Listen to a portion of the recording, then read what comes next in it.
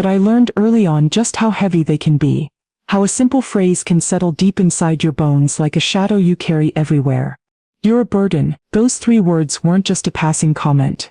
They became the quiet echo in my mind, shaping the way I saw myself for years. It wasn't always like this. I remember a time when I was seen, when I mattered. When laughter filled the rooms I entered and my voice was more than a whisper. But somewhere along the way, those moments slipped away. Slowly, like water seeping through cracks in the floor, I was pushed aside.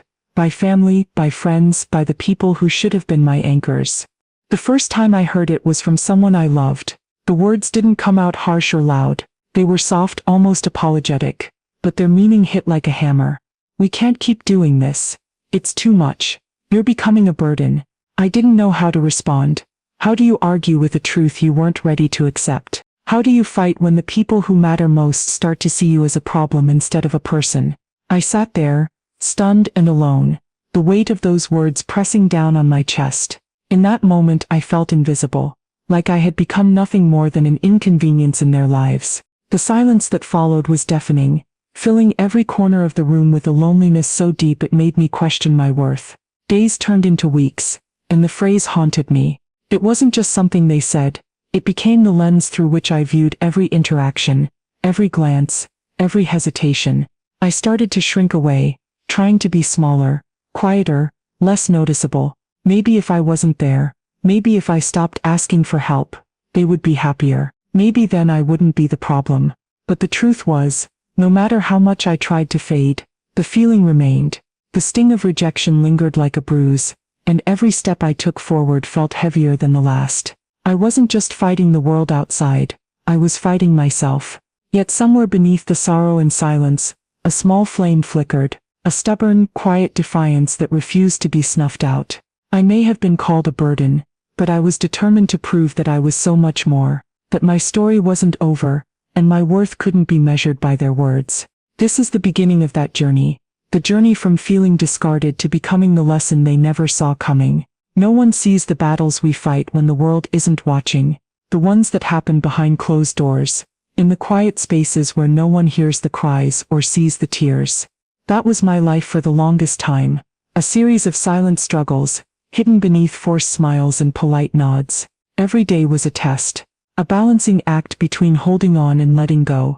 I became an expert at pretending that everything was fine, that I wasn't hurting, that I wasn't slowly breaking inside. I hid behind curtains and closed doors, keeping the pain locked away where no one could reach it. But pain has a way of slipping through the cracks. The mornings were the hardest, waking up alone, with only the echo of memories to keep me company.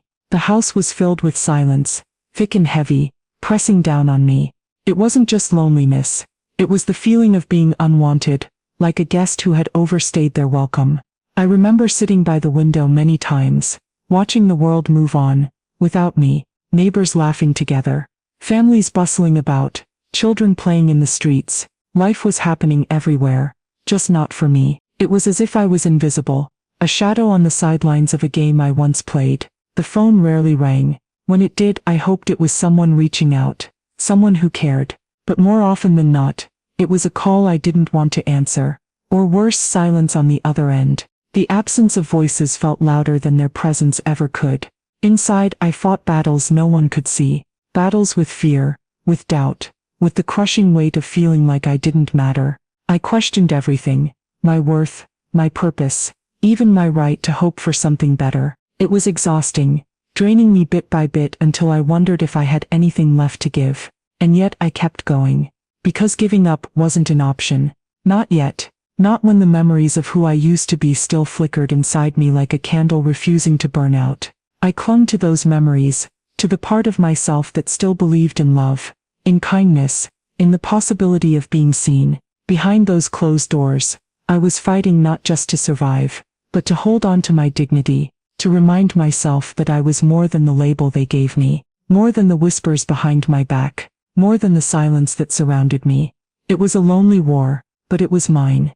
There comes a moment when the weight of everything becomes too much to bear, when the pain stops being something you can carry quietly and starts demanding to be heard. For me, that moment came one evening, not with a bang, but with a slow, creeping realization that I could no longer stay silent. I was sitting in my worn-out armchair, the fading light of the day casting long shadows across the room. The house was still, but inside me, a storm was raging. I felt the exhaustion settle deep into my bones, and the tears I'd held back for so long spilled freely. But this time they were not tears of defeat. They were tears of release. I thought about every harsh word, every look of pity or frustration that had been thrown my way. I thought about the nights spent alone, the calls unanswered, the feeling of being pushed aside like an old piece of furniture. I thought about how I had been told I was a burden, as if my existence itself was something to be ashamed of. And in that moment, something shifted. I realized that I didn't have to accept their version of me.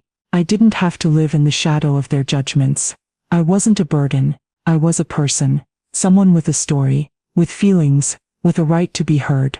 It was terrifying and freeing all at once. The fear of standing up, of fighting back against those who had made me feel small, was overwhelming, but the thought of continuing to live in silence, to let their words define me, was even more unbearable. I wiped my tears, took a deep breath, and made a decision. I would no longer be the quiet victim in their story. I would become the author of my own. The road ahead wouldn't be easy. I knew there would be resistance, anger, maybe even more rejection, but I was done shrinking away. I was done hiding behind silence.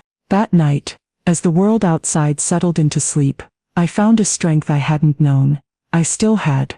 It wasn't loud or flashy. It was quiet, steady, like the first flicker of dawn after a long dark night. I was ready to fight, not just to be seen, but to be respected, not just to exist, but to live, on my own terms.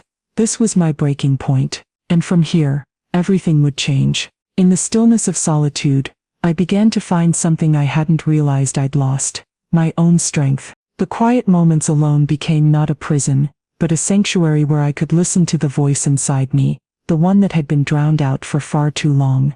At first it felt strange. I was so used to seeking validation from others, hoping for a kind word or a sign that I mattered. But now, I learned to turn inward, to find comfort in my own presence. It was like meeting an old friend I'd forgotten, someone steady and reliable, waiting patiently beneath the surface. I started small, simple routines to remind myself I was still here, still capable. I took long walks, letting the fresh air fill my lungs and clear my mind. I sat with a cup of tea, savoring the warmth as it spread through me. I wrote in a journal, pouring out the tangled emotions that no one else wanted to hear. Each day I chipped away at the walls of doubt and fear, brick by brick. I realized that strength wasn't about never falling. It was about rising, over and over again. It was about owning my story, scars and all, and refusing to let others write the ending. In solitude, I found clarity. I saw that the label burden was not mine to carry. It belonged to those who used it to dismiss me, to justify their neglect. But I could choose to leave it behind. I began to dream again, not wild fantasies, but quiet hopes, of peace, of respect, of a life lived fully and authentically. I imagined a future where I wasn't defined by others' judgments, but by my own resilience. There were moments of loneliness. Yes, the ache of missing connection and understanding was real, but those moments no longer crushed me. They became reminders of my humanity, and the fuel to keep moving forward. This time my solitude was a source of power, a place to heal, to grow, and to prepare for the fight ahead. Because I knew that reclaiming my life would require more than inner strength. It would require action, courage, and a fierce determination to stand my ground. But for now, in these quiet hours, I was rebuilding. Piece by piece, I was becoming whole again. Strength was only the beginning. Once I had found that quiet power within, it was time to act, to turn resolve into a plan, and dreams into reality. I knew the journey ahead wouldn't be easy. The people who had called me a burden weren't likely to change their minds without a fight. But I had something they didn't: the will to reclaim my life, and the clarity to see what I needed to do. The first step was to take stock. I gathered every piece of information I could find, about my finances, my property, my legal rights, the things they thought they could control, without my consent. It felt like opening a door I'd been too afraid to face, but I knew it was necessary. I reached out to a lawyer I trusted, someone who had always treated me with respect. Talking to her was a relief. Finally, someone who listened without judgment, who saw me as a person worthy of dignity and fairness. Together, we mapped out the steps to protect what was mine, updating my will, revoking any unauthorized power of attorney, setting up safeguards, so no one could make decisions behind my back. It was empowering to take back control, to build a legal wall around my life that couldn't be breached so easily. But it wasn't just about paperwork. It was about setting boundaries with the people who had hurt me. I prepared myself for difficult conversations, moments where I would have to stand firm, say no, and demand respect. I also began reconnecting with old friends, the ones who had faded away, but still held a place in my heart. Their support was like a balm, reminding me I wasn't alone, that I still had a community that cared. Every day I wrote down my goals, big and small, and celebrated each victory, no matter how minor. It was a way to keep moving forward when the path felt steep, to remind myself that progress was possible. Most importantly, I started believing in myself again, not as someone who needed permission to exist, but as someone who deserved happiness, peace, and respect. The plan to rise wasn't just about protecting my home or finances. It was about reclaiming my identity, refusing to be silenced or sidelined any longer. I knew the road would be rocky, and the fight far from over, but for the first time in a long time, I felt ready to face whatever came next, armed with courage, clarity, and the fierce determination to be seen. This was my moment, my time to rise. The day had come, the one I had been dreading, yet anticipating, the moment I would confront them, the people who had called me a burden, who had written me off as nothing more than an inconvenience in their lives. I had spent so long trying to shrink, to hide, to stay quiet, but now, I have to speak. It wasn't easy, gathering the courage to face them. My hands trembled as I dialed the number, the one I had called countless times, only to be met with silence. This time it wasn't to plead for their attention. This time I was going to make them listen. Jack answered on the second ring. His voice, as always, was casual, almost too casual, as if nothing was wrong. "Hey Mom, what's up?" I felt a knot form in my stomach, but I swallowed it down. "We need to talk," I said, my voice steady but firm, "about everything." There was a long pause. I could almost hear him shift in his seat, the discomfort radiating through the phone. "Sure Mom, what about?" I wasn't going to waste time with pleasantries. I wasn't going to let him control the conversation this time. "About Rosewood Manor. About what you and Rachel had been planning behind my back. You thought I wouldn't find out, didn't you?" The silence on the other end was deafening. Then finally, a quiet defensive voice. "Mom, it's not like that. We thought it was the best thing for you. You've been struggling, and we just want you to be safe." I didn't let him finish. "Safe? Or is it easier for you to get rid of me? Easier to put me somewhere out of sight, out of mind?" My voice was rising now, the hurt I had kept hidden for so long bubbling to the surface. "You and Rachel decided my life without even asking me, without even letting me have a say. You don't get to do that, Jack. Not anymore." There was another long silence, but this time I didn't break it. I could feel the weight of his guilt across the phone line, the realization dawning on him that he couldn't just brush this off. "Mom, we didn't mean it like that. We were just trying to help. We thought you'd be happier there." "Stop," I almost shouted. "I'm not some problem you can solve. I'm not a project to be fixed, Jack. I'm your mother, and I deserve to be treated with respect, not like an old broken thing that needs to be discarded." He exhaled sharply, and I could tell this was harder for him than he had anticipated. "I'm sorry, Mom," he whispered, his voice breaking. "I didn't know how to make it right. I was scared. I didn't know what else to do." The admission stung, because I knew the truth now.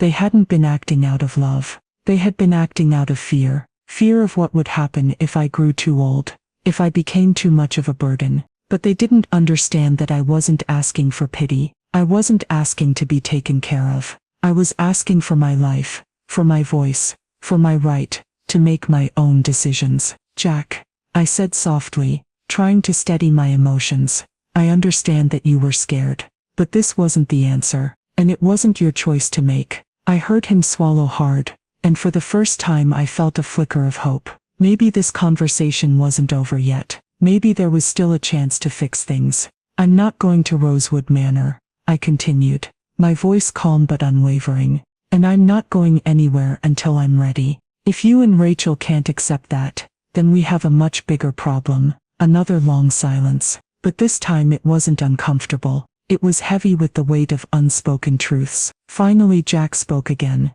his voice quieter now. I didn't mean to hurt you, Mom. I promise I'll make it right. I'm not doing this for you, Jack, I replied. I'm doing this for me, because I deserve to live my life, just like I always have, on my terms. There was a sense of finality in my words, but also a sense of relief. I had spoken the truth, and now the ball was in his court. As I hung up the phone, a strange calm washed over me. I had said what I needed to say. I had stood my ground, and for the first time in a long time, I felt a little lighter. But that was only one confrontation. I knew that there would be more. Rachel would have her say, and I would have to face her too. But in that moment I felt like I had already won. I had reclaimed my voice, and I was ready to keep fighting for my place in the world. After that call with Jack, I knew things couldn't stay the same. The tables had turned. I was no longer the silent victim, the invisible shadow they ignored. Now, I was the one setting the terms. I started by drawing clear boundaries, lines that no one would cross without my permission. It wasn't about punishment. It was about respect, about reminding them that I was still here, still standing, and still in control. Rachel came next, the woman who had whispered doubts in my son's ear, who had convinced him that sending me away was the only way to make life easier. When she arrived at my doorstep, confidence painted on her face like armor, I was ready. Her smile faltered when she saw the determination in my eyes. She tried to soften the conversation with excuses and justifications, but I wouldn't let her steer the narrative. I laid everything out, the hurt, the betrayal, the fact that I was no one's burden. This house is mine, I told her firmly. My life is mine, and you will not decide my fate. I watched as her expression shifted from condescension to uncertainty. For the first time I saw the flicker of doubt, that maybe she hadn't thought this through. From then on, I made sure my voice was heard in every decision, every discussion. I demanded transparency and honesty, no more behind-the-back plans. I wasn't interested in being sidelined or dismissed anymore. Turning the tables wasn't easy. It meant facing old wounds and confronting people who had made me feel small. But it also meant reclaiming my power and dignity. And with each step, I felt lighter, stronger, like I was breaking free from chains I hadn't even realized bound me. The lesson I learned was clear. You don't get to write my story. I do. Change is never simple. It's messy, complicated, and often painful. But it's also necessary. The bridge between who we were and who we're meant to be. After standing my ground, the tension in the air didn't vanish overnight. Some doors stayed closed. Some voices remained silent. But slowly cracks began to form in the walls that had kept us apart. Jack reached out more often, his calls tentative but genuine.